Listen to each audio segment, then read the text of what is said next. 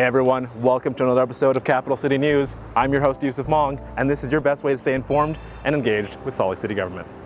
On this week's episode, we're talking Harvey Milk, we're talking the National Council on Education for Ceramic Arts, but first, our look backs.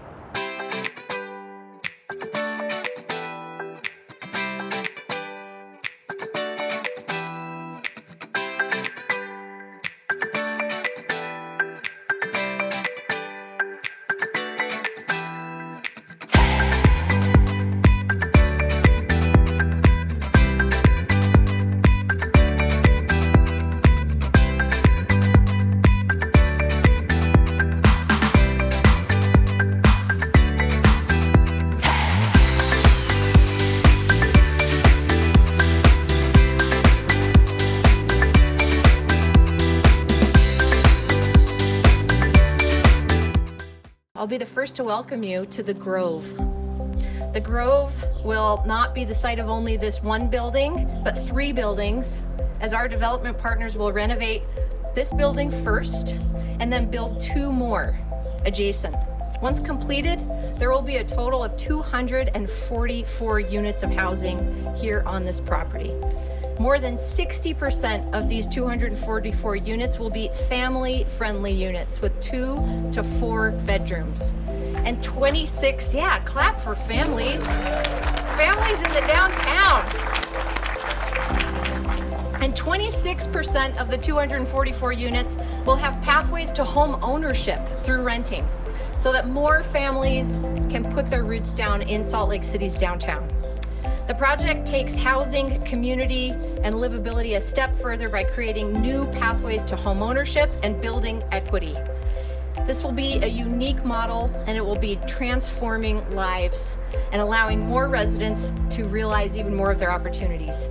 The team's priority for developing family-sized units and integrating services, amenities, and public art is so crucial to livability, not just affordability, in our city.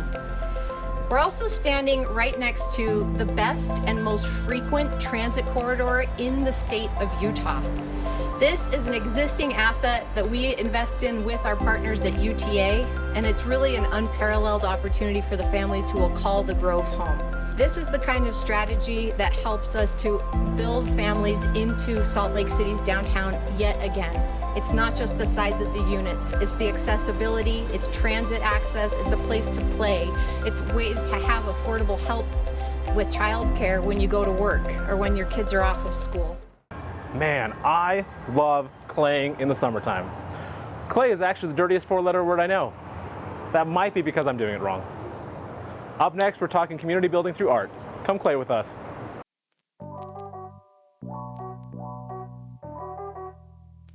Today, we're having an event called Come Clay With Us, and the whole point of this event is to kind of just bring some awareness of the different community clay studios that are here in Salt Lake and bring the public out for free and give everybody a chance to experience clay and just kind of get excited about the conference that's going to be here next year.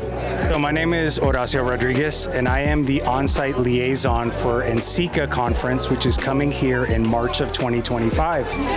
And NCECA normally brings 5,000 to 6,000 clay enthusiasts to a city. They kind of descend upon the city for the week and they experience clay. There's a conference that's happening concurrently, as well as shows all around the community.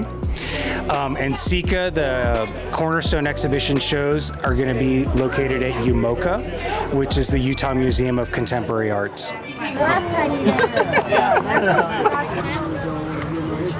Well, we're excited about coming to Salt Lake City and really Utah for the first time in NCECA's history. So NCECA is an artist-founded and artist-led organization that is leading into its 59th annual conference. So that's a pretty remarkable thing in and of itself. Since its founding, NCECA's board has tried to move the conference around the country to create a sense of opportunity for ceramic artists in various cities and regions around the U.S.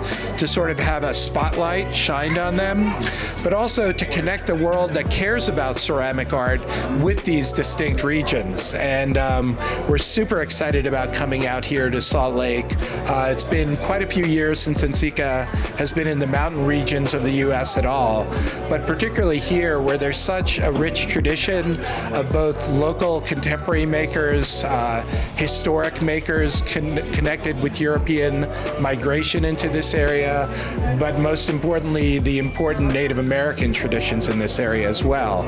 And I think also just the geography and landscape of Utah is so remarkably inspiring to people involved in ceramic art, because we see the geological magic, of the landscape out here. And at its heart, ceramic art is really an art form that is connected to those geological processes. So just being in this environment is incredibly inspiring.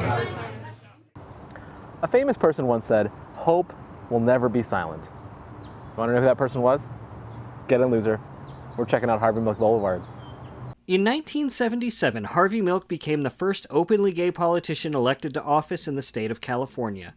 As an outspoken advocate of LGBT rights, Milk was only able to serve for 11 months before he was assassinated. During that time, though, he was able to sponsor an ordinance in San Francisco that protected people from facing discrimination at work, home, or in public on the basis of sexual orientation. He became a martyr and an icon for LGBT rights and political activism around the world.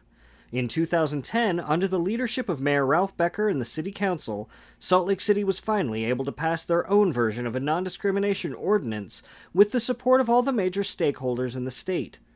With this coalition and momentum behind them, the city moved to designate a street in recognition of Harvey Milk.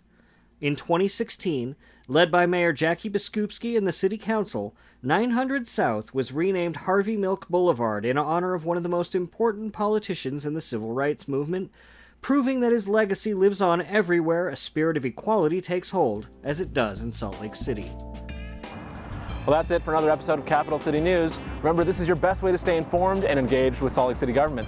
You can do that by following us on social media at SLCGov, tuning into Channel 17, or subscribing to us on YouTube. Reporting in from outside City Hall, I'm Yusuf Mong. That's a B.